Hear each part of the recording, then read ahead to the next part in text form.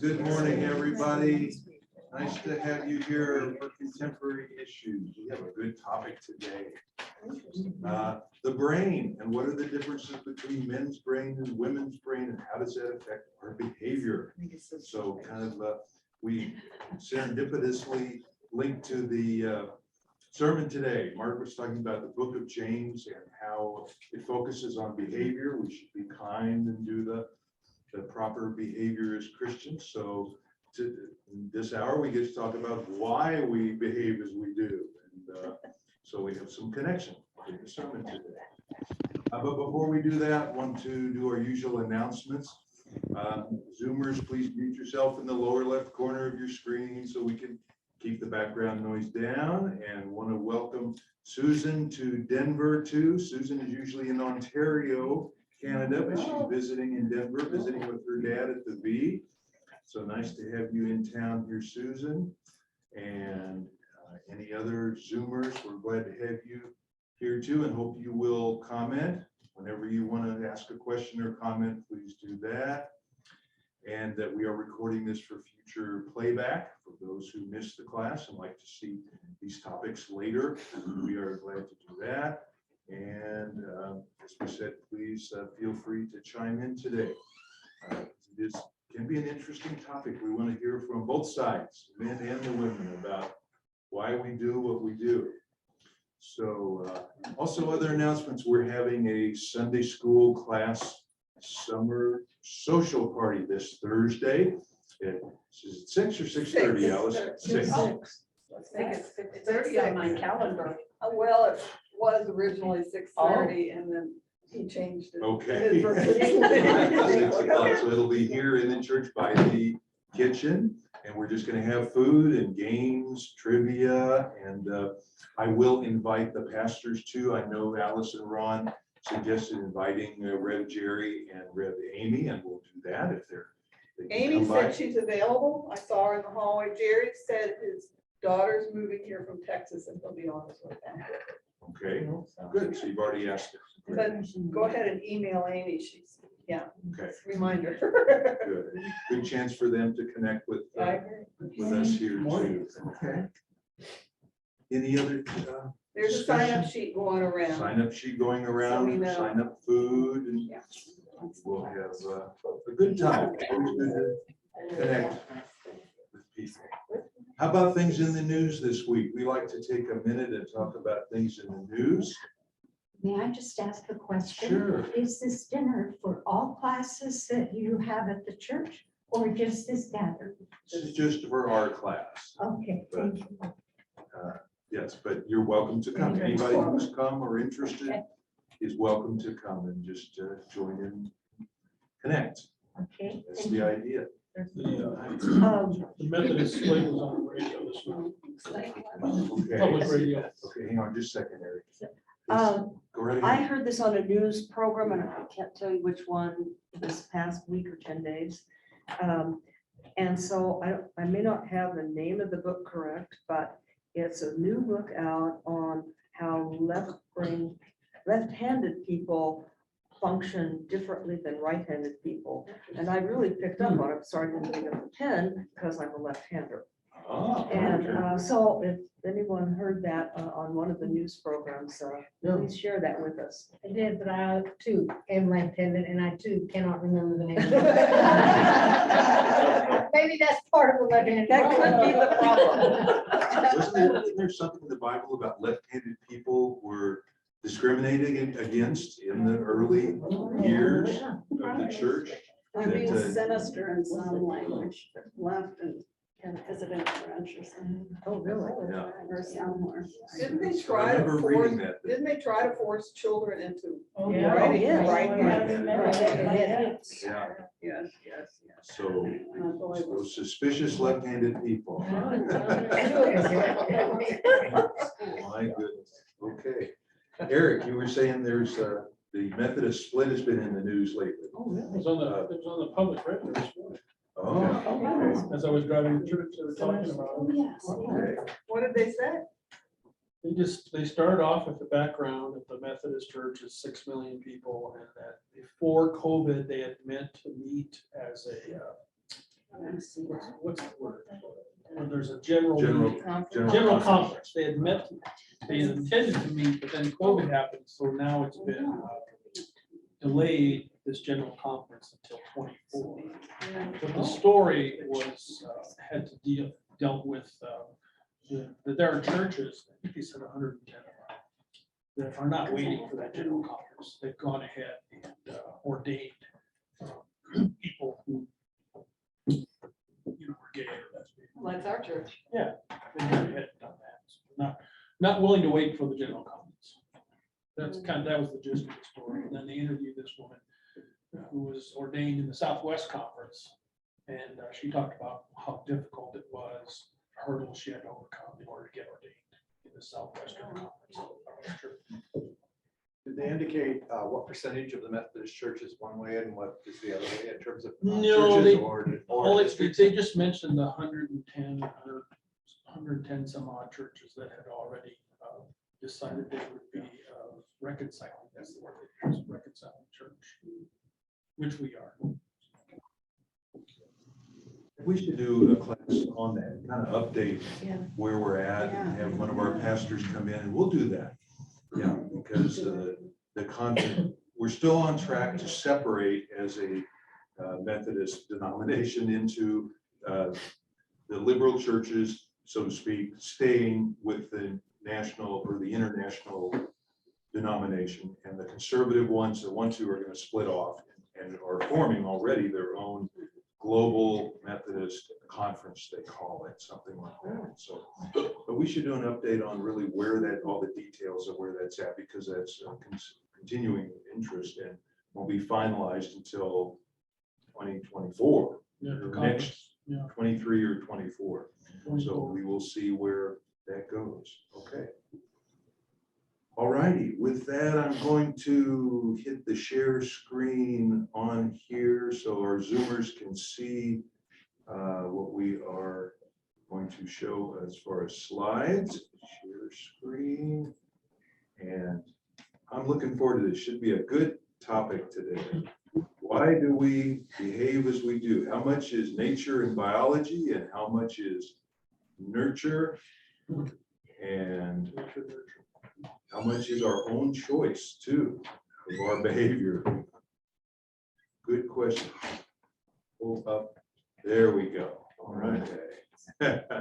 And with that, I want to introduce our presenter, Ron, today. Ron Puning is a retired engineer, presents many times in our class, and has specific interest in science and all kinds of topics. So with that, Ron, tell us why we behave as we do. Okay, I always like to acknowledge the key references. The main reference today is actually an article called Two Minds. I'll pass that around. By a researcher, very late information, just the last few years. That research has been intensively looked at. We'll also put this slide up, but we're going to talk a little bit about the gay brain versus the heterosexual brain. Very short article there. We've got one slide, we'll look at that.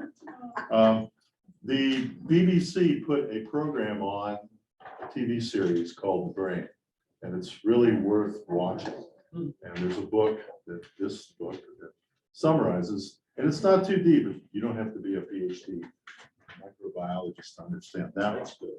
A book I've thoroughly enjoyed, and actually, as I mentioned, I found this about 3 years ago in our church book library. I don't know who put it there, but it's one of the best books I've ever seen.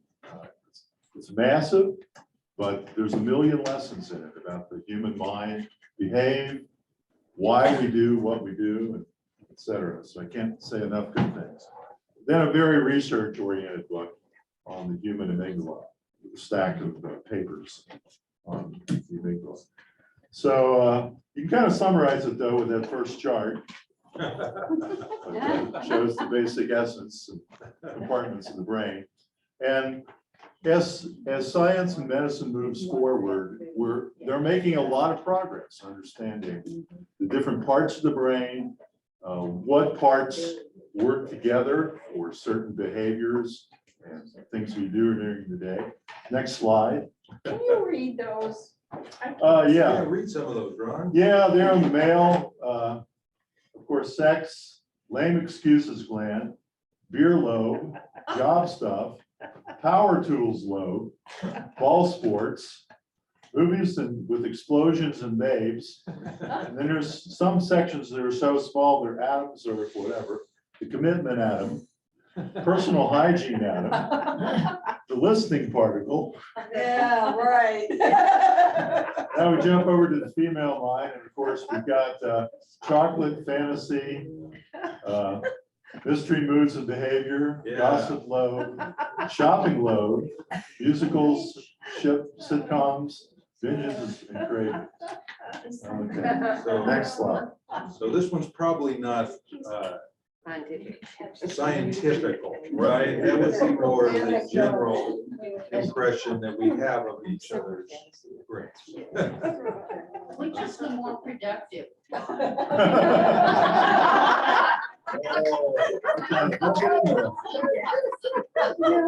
How can I access those two? Would you like a copy of that? I would love a copy. of that. Yeah, we'll get you the. We'll send that out. Thank you, I would appreciate that. Okay, next one. And then here, of course, is the article and the author of the article with the reference on how to get to it. Next one. Couple others. I'm always raving about the great course. Why you are, who you are. I can't say enough about that course. I think everybody should take it. We've seen this cartoon before. Sherman's Lagoon. We'll skip over that. Let's jump to the Scarecrow. Okay. From The Wizard of Oz, that famous song. Well, we had a great Most of us could probably sing it. We've seen that movie. I only had a brain. And the photo on the right is kind of the amygdala part of the brain. It's the emotional lizard brain. And that's the prefrontal cortex trying to keep it under control. Oh, Because it can often be a bucking bronco. it's a bucking bronco. Okay, next slide, number 6. Studying the brain. I'm sorry, Steve Horst isn't here today because he works on machines that look at the brain and of course every other part of the body. But he works on machines that deal with MRIs, positron, bombardment, emission, all that kind of stuff. And these new imaging devices have been found to be incredibly important for helping scientists to understand the brain, how it works.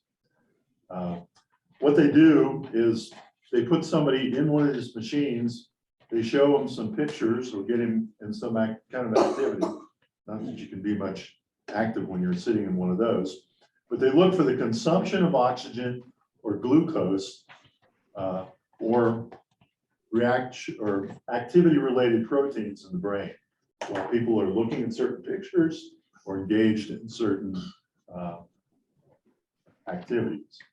But interestingly enough, the amygdala, the inner part of the brain, especially when anger and aggression manifests, the amygdala stands out. It lights up like a Christmas tree. So we know the amygdala plays an incredibly important role in anger and aggression and many other things.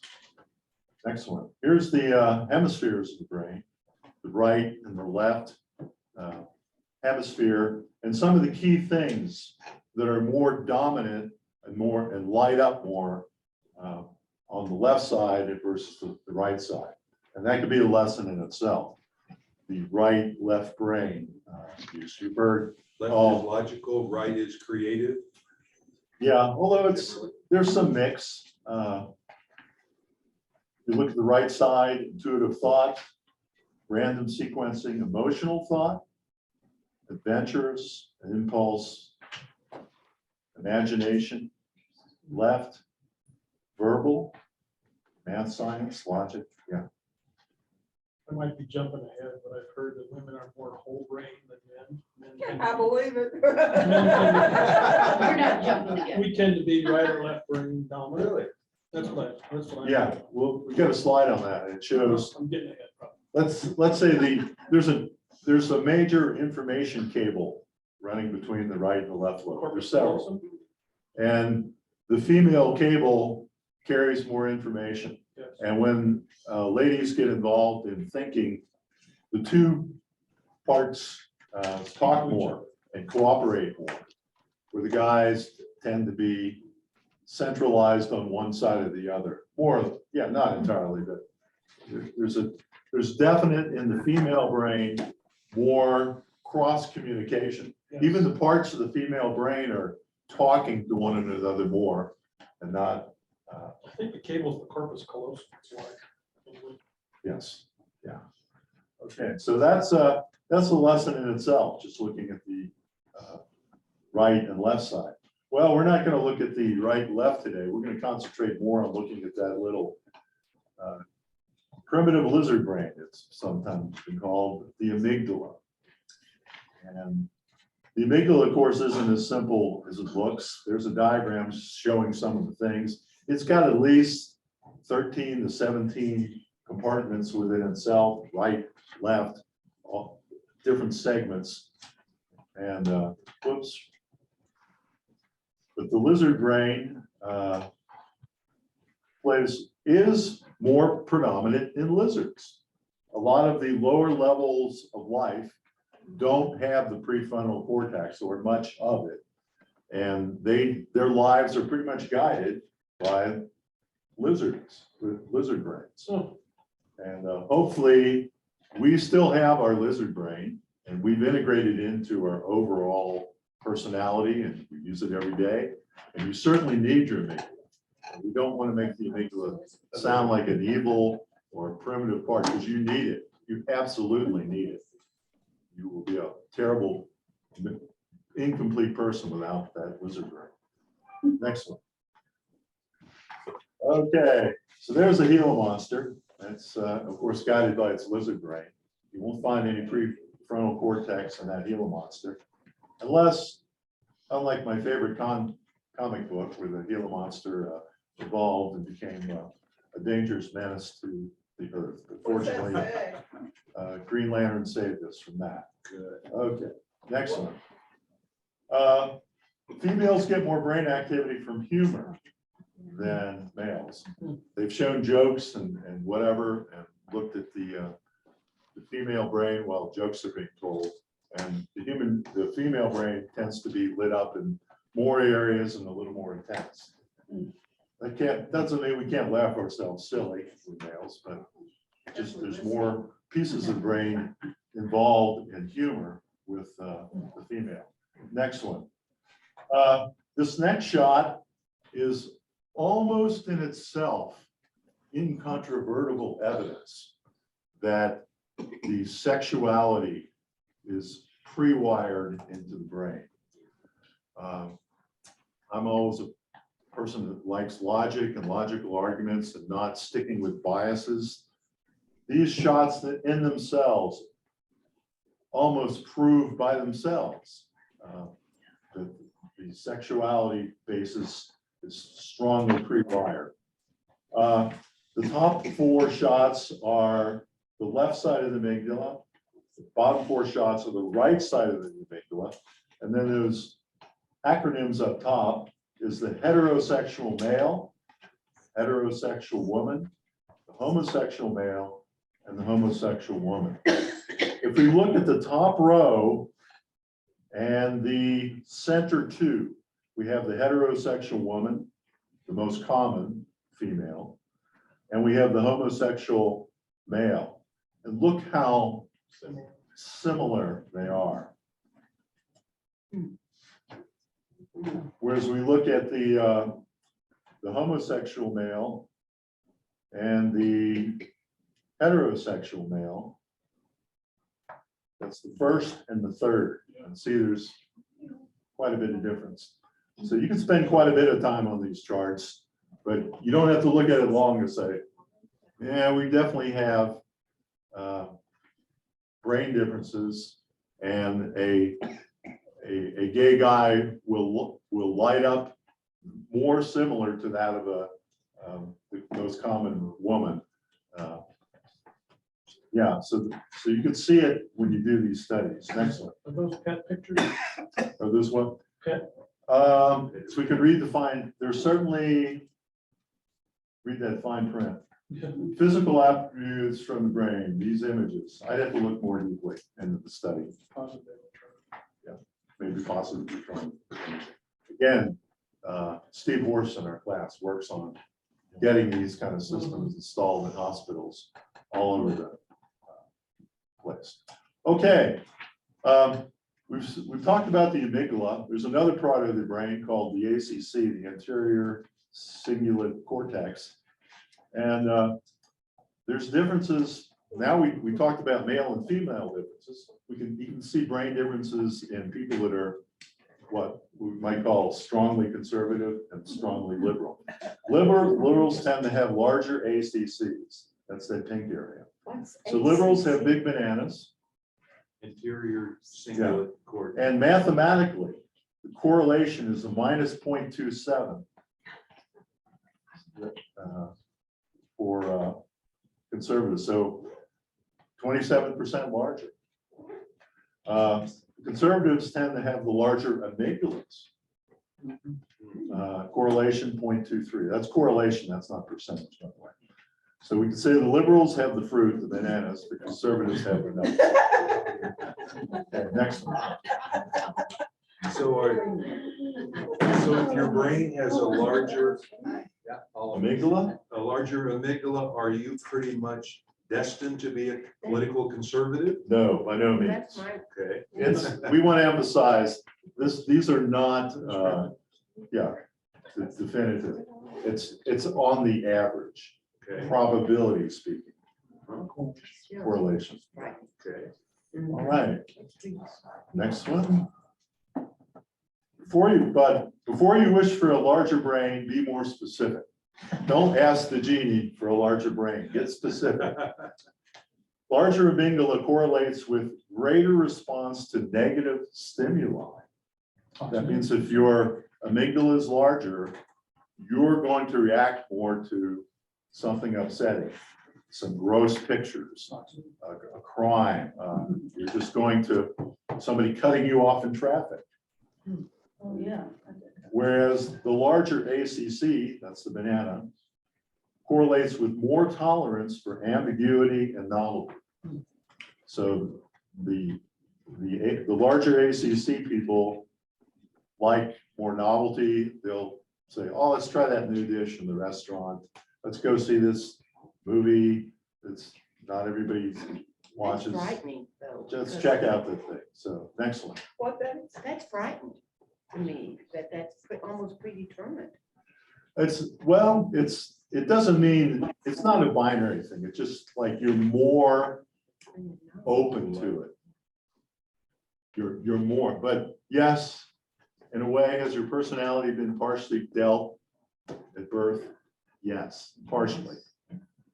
As Alice's father used to say, what's that quote? God deals the cards, but society or what environment plays them. Okay, So, it's not hopeless. You can be a hothead and you can work on it and improve it. Learn to use the prefrontal cortex to overpower the amygdala. But you're always going to have a propensity to lean one way or the other. So how much is nature, our biology, the size of these parts of our brain, and how much would we say 50% is nurture, the way we grew up on our own choices? Is there any way to quantify how much is determined by our biology and our brain, and how much is other factors? Well, to a certain extent, the Human Genome Project has made inroads in a projection of nature versus nurture. When Francis Collins finished it in 2000, 2002, it helped us understand that there are switches within our genetic makeup that we can have a propensity towards some things, but the nature or the nurture, excuse me, can cause those switches to go on within our genetic makeup. And of course, alcoholics talk about that too. I've got a propensity, a genetic propensity toward alcoholism, but I have a choice. I can fight that. Okay, sorry, go ahead. Okay. The course, Why You Are Who You Are, has a chapter in there where they do give numerical correlations between the 5 key human personality traits and their link to genetics. Usually they're between 30 and 50%. Okay, 30 and 50%. Next one. The ACC, this is really important for empathy. All empathy roads pass through the ACC. So having a larger ACC, banana, anterior singular cortex, will help you out. And the larger ACC also catches things in a picture better. There's a this is so dark you can't see it, but there's a mountain lion face stuck in that picture. But that's another thing. Okay, next one. Okay, the amygdala and aggression and fear anxiety. That's a picture of the infamous guy who went up to the tower in Texas back in the early 60s and started shooting all those people and killing many from that tower. They did a bisection on his amygdala, and they found he had a tumor pressing on that area. And Causing aggression. exactly. Okay. He was even worried about it before he even did this act. He said, there's something going on with me, making me normal. Oh. Also, there was an infamous lady named Ulrike Meinhof, 1968, founder of the Red Army terrorist group in West Germany. And she was found to have scar tissue from a brain tumor operation that was again impinging upon her amygdala. So two famous cases isn't enough to prove something, but they know they've also done animal experiments and shown that if you get your amygdala pushed on, squeezed, activated in certain areas, it can really send you into a very violent and aggressive personality shift. Not good. Whoops, back one. The amygdala expands in size with long-term post-traumatic stress disorder. So your amygdala will actually grow if you're subjected to long-term stress. The amygdala is also involved in expression of anxiety, especially unsettling social circumstances. We also have fears and anxieties that are partially pre-programmed in our brain. We can learn to fear snakes and spiders pretty quickly. It's like we're pre-wired to be ready to be trained that those are potentially dangerous, where we don't get pre-trained to be afraid of pandas and beagles. Okay. All right. Okay, some brain differences. Here we go. You start to see some of these differences almost immediately, as soon as the infant's just a couple months old. Infant girls respond more readily to faces and begin talking earlier. Girls see faces. Boys react earlier to experimentally induced perception discrepancies. If they're looking at their mobile above, if you put something weird, the guys will tend to pick that out a little quicker. Shiny things. Yep. But even in adulthood, women remain more oriented to faces, men to things. You know, when Beth, our daughter, we have 2 boys and a girl, and when she was little, we had this little toy, it was orange and it just had a face on it. And she would just go crazy, just love that little toy. And her brothers, forget it. It was, you know, exactly what you're saying. The face just, she just loved it, you You know. set up the next slide. Oh, Next okay. one. Yep. Okay, well, there's a slide, we'll get to it, that shows even in rhesus monkeys, very little ones, they put some toys in front of them When they say toys, they put some fuzzy toys with faces, and they put some little trucks that you can move. And the male monkeys go for the Truck. trucks, the gals go for the faces. And of course, that's not because they've been pre-programmed by their parents and Toys R Us. It's pre-wiring, biology. Okay, let's look at some of the behavior tendencies. Women are twice as likely to suffer clinical depression. That's interesting. You think that's surprising? Yeah. Because they're more feeling oriented. Oh, I don't know. Twice as likely to suffer from post-traumatic stress disorder. Now, of course, it's not as many women are being sent into combat, but there's other kinds of post-traumatic stress disorder. Right. So they're, on the whole, a female is more vulnerable to depression and PTSD. With the men are twice as likely to become alcohol or drug dependent. 40% more likely to develop schizophrenia. Boys have dyslexia at a rate of 10 times that of girls. And then on the autism disorders, boys 4 to 5 times more likely to have on the autism disorder. I have a brother with Asperger's syndrome on the autism spectrum. Asperger's. Asperger's. Asperger's. Okay, it's about time I learned to pronounce it. Thank you, I Ann. wasn't gonna correct you. Okay, thank you. No. Zoomers, if you'd like to jump in with a question or comment, go ahead. Please feel free. This makes me think about mass shooters too. When do we ever see female mass shooters in the news? It's always males and young males. Young males. Yeah, Who starts bar fights?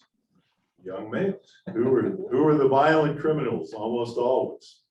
Whenever you hear of another shooting thing, it's some young Yeah. white guy usually the thing. There was an article in the paper this morning about mass shootings and that it's not always mental imbalance that correlates to whether or not somebody's gonna go off and shoot. You may want to dig it out and read it.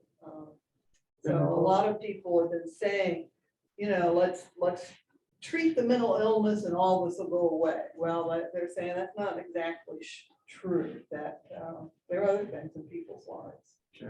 Big amygdalas. That could be. Yeah, you may want Yeah. to dig this article out. Vicky.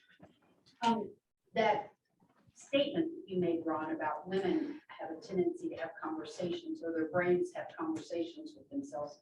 I think that that is very true. And maybe that's one of the reasons why women talk to themselves more about their behavior. You know, how am I going to react to this thing? I mean, it's not that we don't react sometimes quickly, but I think that we have those conversations in our brains. I hear more women say, I can't stop my brain. You know, my brain is, I'm assessing all of this, you know. So I just wonder if that makes a difference, is that we have those conversations in our head with each other, with myself, you know, or each other. You're talking right, right, left, right, right. Yeah, exactly. The cable's bigger. Cable's bigger. Yeah. Wonder if there's a way you can make that smaller. Can we turn it off? Yeah. Especially at 3 o'clock in the morning. Yeah. So Ron, I have a question too. Sure. Did any of your readings talk about the spectrum of all this? In other words, all men aren't exactly at this place and all women exactly. Oh, yeah, Everything's on a spectrum, is that correct? absolutely. Yeah. You can find, normal distribution curve for Right. many traits. And, yeah, you can find men and women that absolutely blow the predictions out of the water. They're not where the norm is, way over on one side. These are averages. Yeah. And you can also be, even if you're dealt biologically a certain pre-wiring, if you're raised in a certain environment with certain parents and siblings and a community, you can be turned very sharply in another direction.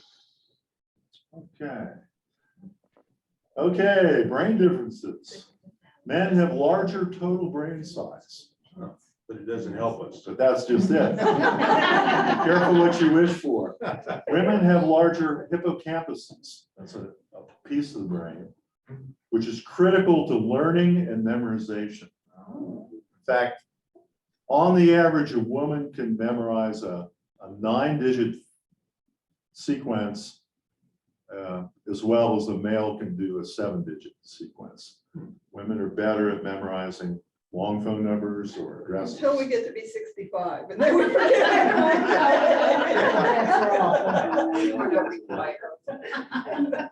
So again, bigger may not be better. Total brain, you got to get the right compartments larger. Men have larger amygdalas, experience and recollection of emotion. Really? Emotion, yeah. After viewing aversive films, this is aversive films, men had more right amygdala activity, women left amygdala activity. Again, we mentioned the rhesus monkeys. The males like the push toys, and the gals like the plush toys. In humans aged 9 to 17 months, the guys preferred the male toys, the females the opposite. So it's pre-wired. Excellent. Okay, the amygdala also plays a role in assigning values of importance. It's kind of an emotional kick to when you see an idea, your amygdala says, does this really excite me or interest me or bother me or stimulate me, whatever. You need that amygdala to give you some emotional kick to your ideas. Some examples. One guy will say, my gun freedom is more important than your kid's safety. That's their amygdala with an emotion coming in and telling them that message. Helping you with your college education means nothing to me. That's a parent that has got an amygdala signal saying, again, that's that values. How do you value things? And some people just get signals where they don't value things as you might expect. Then again, I'd climb the highest mountain and swim in the deepest ocean for your love. That's the amygdala coming in. I love that. Doesn't that look like Queen Elizabeth a little younger? It does. Silence. The amygdala is heavily involved in obsession, compulsions, and fixations. That's why you find people with the Asperger's that are often fixated on weather, guns, race cars, something like that. I mean, really fixated. Conspiracies. Yeah. Uh-huh. And the amygdala is involved in your social behavior rule set, especially learning to avoid actions that will harm others. So your amygdala plays an important role telling you, don't do really bad things. You're supposed to really value human life and not harming others. And for some people, that hasn't happened. I've got one more difference on that last slide, on male and female brains. The previous Okay, slide, go back. One back. the prefrontal cortex develops faster in women, so they're like anywhere between 1.5 and 2 years ahead of men, Okay. which makes for better teaching when you're teaching 7th graders or 8th graders. Some research indicates that some males don't develop that prefrontal, what's called the executive functioning part of the brain. So they're more likely to lose things, if they're in middle school and it doesn't fully develop in males until their late teens, in some cases, early 20s. And so it's easier to teach girls. Girls tend to be more organized in 7th and 8th and 9th grade than the boys do. Of course, it's a spectrum. There are still boys that are organized, but for the most part, that prefrontal cortex, it helps them organize. What am I going to do today, tomorrow, next week? Is developed sooner in women than men. Eric is a high school science teacher. Okay. Let's kick off. Next one. Okay, yeah. So the amygdala is also heavily involved in reading faces. And one of the biggest parts of reading faces is looking at the eyes. Yes.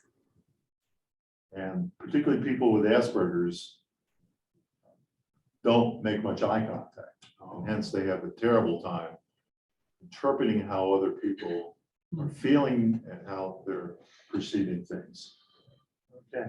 The amygdala also correlates with race stereotypes. The amygdala has like some pre-wired, if you don't look like me and you don't look like a Robert Redford with a big smile, you're kind of pre-wired to judge a little bit negatively. Certainly we're pre-wired to have a certain amount of potentially racial stereotyping and stereotyping people. Again, this kind of mirrors the sermon a little bit. We look at a face and often are pre-wired and make a judgment that's just not true. Okay, next one. There's a growing pile of evidence, male and female brains are wired differently, don't work. Let's look at some of the things Eric mentioned. Women consistently outperform men in reading comprehension and writing ability.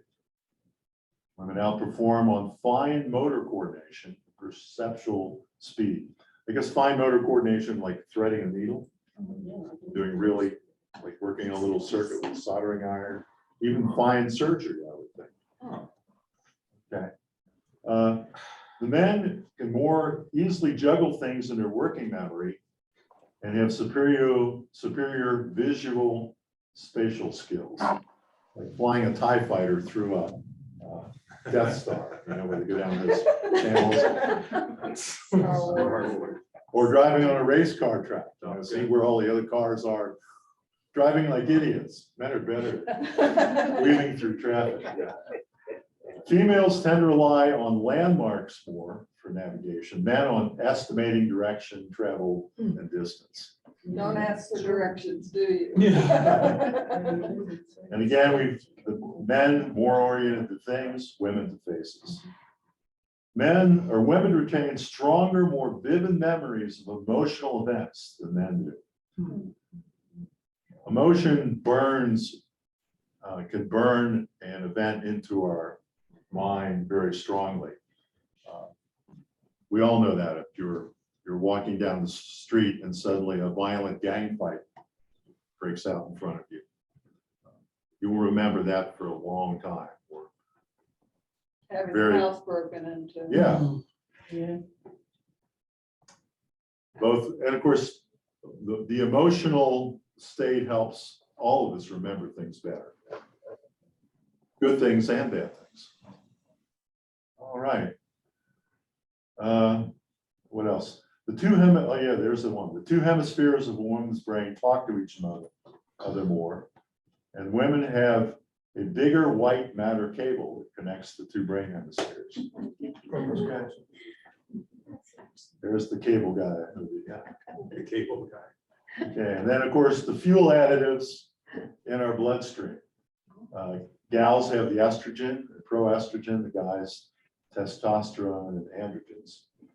Males developing in utero get a big mid-gestation hit of testosterone, shaping the body parts, portions, and brains. Genetic defects disrupt that testosterone hit, influence the developing male cells.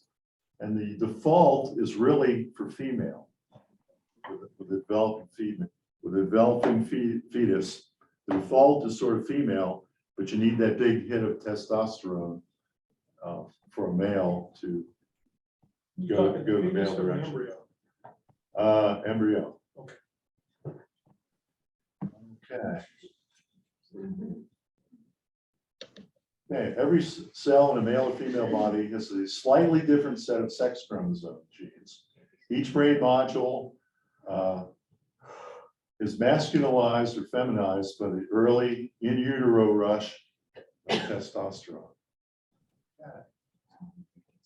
So Andy Granatelli's secret mix. Kind of begs the question where women develop or produce the testosterone. Is that part of the? Well, all of us have both estrogen and testosterone. It's just amounts.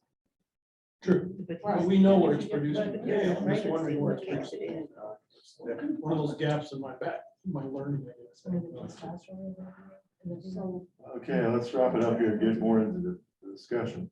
So again, we mentioned the violent offenders definitely show way more amygdala. They've got much more lizard brain activity going on. Next slide. Okay, some good books on taming your amygdala, mastering your emotions. We're not completely helpless against these So pre-wiring. you're saying the conditions. amygdala is synonymous with the lizard brain? Yes, Okay. what'd you say? okay. The amygdala is synonymous with the lizard brain. Oh, yeah. Okay, let's jump past this one. The ACC, we already mentioned that one. For those of you that have heard me give the lesson on empathy, the female brain is predominantly hardwired for empathy. Women are better at relationships and emotions. Women more responsive to compassion training than men. So, excellent. Okay, skip that one. My favorite movie. Reason wins sometimes. We talk about how you can learn to reason your way and not get controlled by your emotions. Socrates and Plato felt that reason was their original nature. And Socrates felt that the passions corrupted reason. If we can learn to control those passions, we can do the right thing. Okay, So he excellent. was a stoic. All right, and there's a great movie to watch if you haven't seen it. The Great Debaters. I also want to throw in a sideline political commentary here, or not necessarily. This is a picture of there's an 8-year-old boy. This caught my attention early this week. And I felt hurt about it all week. It hit me particularly hard. This is the 8-year-old boy that got his spinal cord severed Oh, yeah. by the crazy that went loose at that 4th of July festival. And it said the kid is having a hard time of it. He's going back to school, but he's realizing he can't walk. He can't play with his buddies on the playground. He's had terrible pain. And so all I want to say is, when we go to the polls this November and every November, make this gun, this AK-47 proponents, you're hurting people, killing people beyond what you can imagine. Don't take it lightly. Move that amygdala value up and make sure we value that. That was just sad. Sad story. All right. What do you think about this? I just have because you can look up anything. Testosterone produced in women, 1/4 is in the ovary, Okay. 1/4 the adrenal gland, and half by the peripheral tissues from various precursors produced in the ovaries and adrenal. All right. Interesting. So the ovaries produce That was gonna be my guess, but it's only 1/4. I have a question. Go ahead. Related to today's cultural environment. So if you're in a conversation with someone who you suspect has a larger amygdala, are there techniques to communicate better? Talk less. Chocolates. Does anyone write about that? Is there techniques for communicating specifically with that particular? Okay, I'd have to research it. I don't know. Yeah. I want to say, I teach a lot of different subjects in here. Some I know better than others, and a lot of them I've just read up on a good bit. I'm certainly not a psychologist nor a trained mental health professional, so. It's a good question from Ron as a former pastor. I've always wondered, Ron, in churches, we talk about be kind, behave as Christians ought to, but we don't really tell how as much, and it's only by digging into this kind of detail, I think, that we really can understand why we behave as we do and develop systems or understanding for changing. So I think churches should do more of that. Tell us more how we can deal with other people and why they behave as they do. Would you agree? Absolutely, yeah. Yes. I'll make this comment too. Sometimes the really evangelical churches, people with terrible problems, they'll say, all you gotta do is come to the altar, turn it over to Jesus, Yeah. accept this and get touched and baptized and And it's more complicated than that. poof, it's Just all, give it to Jesus. all your problems are gone, yeah. Give it And I to don't think it's, yeah. Not that simple. Not that simple. It's one thing to know what we should do and have the model for how we should behave. It's another to know how to do that and be encouraged to do that every day. And I just think churches are missing the boat by not teaching us more how to do it. It's like telling somebody, don't worry about it. Yeah. Or Yes. it's the same as saying, don't think about the banana. You know, What are you gonna think about? yeah. And to Ron's point too, like if you're sitting down to talk with Donald Trump and you know he's an aggressive guy, maybe has a big amygdala, how should you interact with him to get your point across and You know, understand him? because I got friends that are very tied in with Trump. You know, bring up the election without getting into a long drawn out argument. Or any of our relatives that are difficult to talk with, yeah. And people on the liberal side, how do you deal with somebody who's very liberal, got a bigger HCC part of the brain, if that's correct? You know, it's possible if you have a propensity to lean one way or the other to change that. If you're aware of, say, your personality, if you get angry easily or something, it is possible to work on that and change it. You don't have to say, oh, well, that's just the way I am, and go with it. Yeah. Zoomers, please feel free to jump in here. Do you have any thoughts or suggestions on this? Buddy, we'd love to hear your thoughts too. Vicky, Yeah, I was listening to a tape years and years ago, and it was a Christian pastor. And he said the difference between men and women is that a woman is like a man is like a file cabinet, and he files things until he's ready to deal with them. And a woman is like a computer, and things keep coming up on her computer screen until she gets it taken care of. And that has always really helped me to understand, you know, well, that's been filed. That's been filed.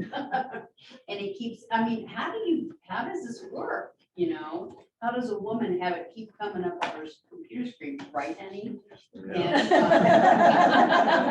it's like, it's on the list, it's filed, you know, so it's, I mean, it takes, like Alice said, it takes work. You can train, you know, but You gotta wanna change too. But it doesn't just happen. no, it doesn't happen.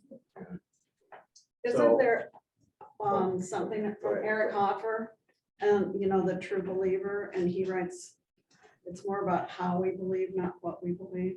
So if you look at the very extreme of the left and the very extreme of the right, right?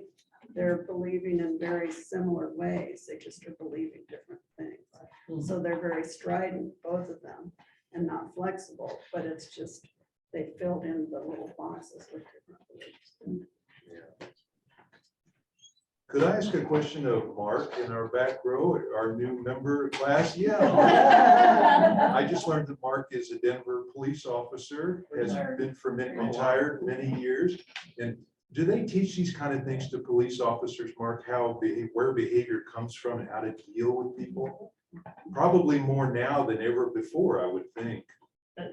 It's taught quite a bit in academy and out on the streets with your instructor. So, yeah, it's a main topic. It's something that is discussed quite a bit.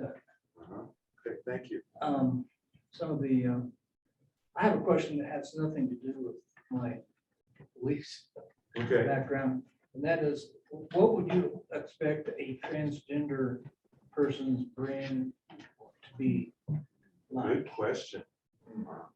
I would think they're different. Different things are going on there. Wouldn't you imagine, Ron? maybe different sizes or chemicals or something?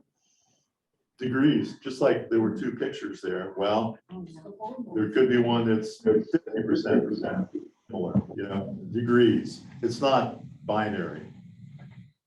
Degrees of Right, sexuality. like Asperger's. Spectrum. Yeah, that could be a whole hour topic. I think that'd be quite interesting. See, Yeah. and, well, she did. Okay, Ann, did you have a question or comment? Okay, that's all right. Yeah, I think that's a fascinating topic. Homosexuality and transgender and all of those folks who are on that spectrum, what would there be in their brains, structure wise, chemistry wise, that would lead them to need to express in those ways? Probably fascinating topic that scientists are studying. Okay. Final thoughts, we're about out of time. So a lot goes into our behavior, Yeah, lots of factors. again, I'd push that course by great courses. Why you are who you are. Why you are. Okay. All righty, thank you, Ron, for another great presentation. To think about. so to speak. Yes. See you next week.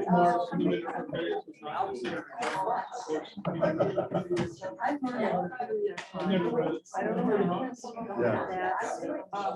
That's,